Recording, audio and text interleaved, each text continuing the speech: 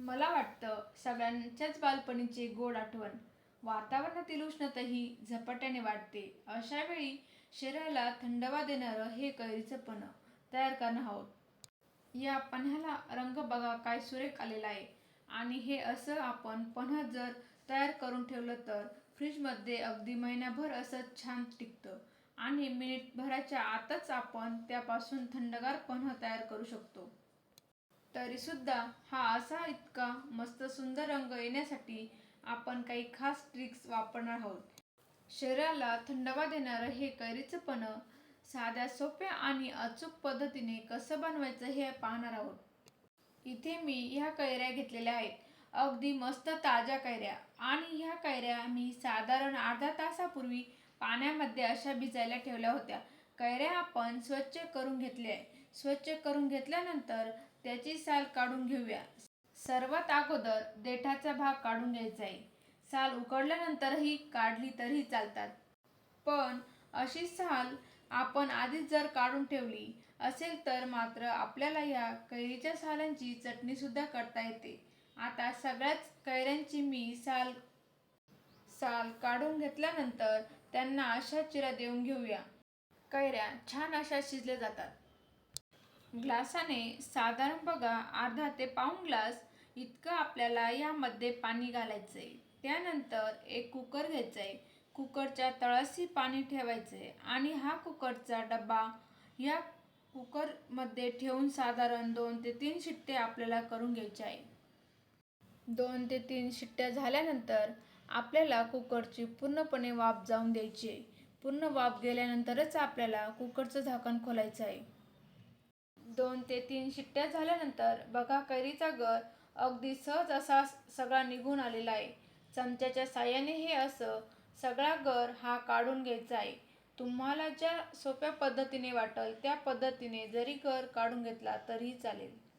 पण चमच्याच्या साहाय्याने काढल्यामुळे सगळा गर व्यवस्थित निघून येतो. कोय पण अगदी स्वच्छ अशी झालेली आहे. याच पद्धतीने बाकी सगळ्या कोयांचा गर मी काढून घेणार आहे.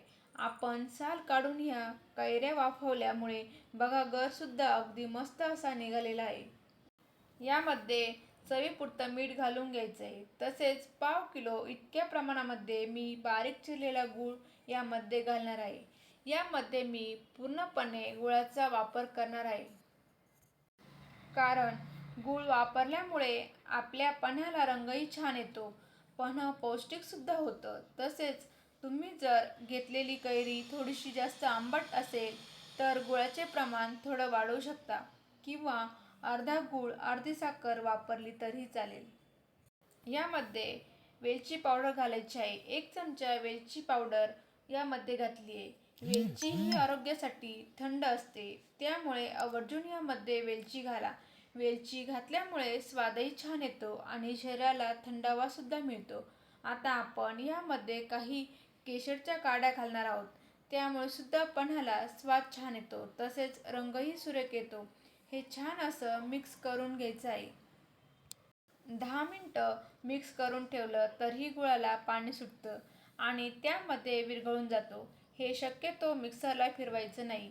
मिक्सरला फिरवलं की काय होतं, फेस येतो. नैसर्गिक छान असा हलवलं की सोनेरी रंग येतो.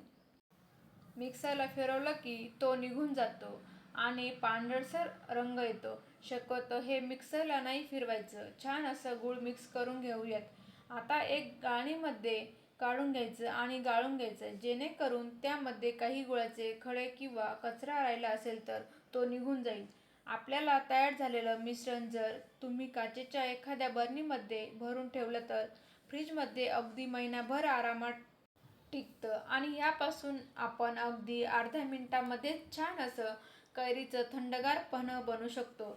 संध्याकाळच्या वेळी काय होतं, आपण चहा घेतो किंवा अगदी कोण उन्हाळ्यामध्ये पाहुणे आले तर लिंबू सरबत किंवा कुठलं इतर पेय देण्याऐवजी अर्ध्या मिनिटामध्ये तयार होणारा आणि शरीराला थंडावा देणारं हे पन्ह तुम्ही नक्की करू.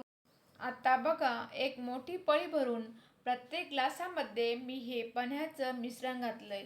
त्यानंतर यामध्ये थंडगार माठातलं पाणी घालून घ्यायचं. तुम्हाला आवडत असेल तर तुम्ही बर्फाचे तुकडे यामध्ये घातले तरीही चालेल. फ्रीजमधलं अगदी थंडगार पाणी वापरलं तरीही चालेल. तोंडाला पाणी सुटेल आणि प्यावंसं वाटणारं हे नक्की कैरीचं पन्हं एकदा तरी उन्हाळ्यामध्ये नक्की करून पहा. तुम्हाला रेसिपी कशी वाटली मला कमेंट करून नक्की सांगा. Wow, it's so yummy.